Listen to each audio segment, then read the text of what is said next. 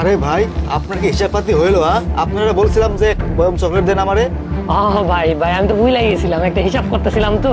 দাঁড়ান আপনার দিতাছি, এই যে নেন।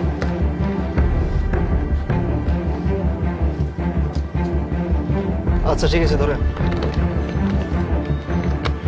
আচ্ছা ভাই 400 টাকা তো ধরেন, 100 টাকা দিচ্ছি, এই যে নেন।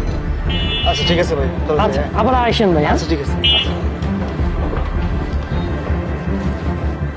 ভাই কি ম্যাডাম কিছু লাগবো নাকি? ভাই আপনি আমাকে 2 প্যাকেট বিস্কিট দেন, ভালো বিস্কুট, আর 1 কার্টন জুস দেন। আচ্ছা আচ্ছা ম্যাডাম,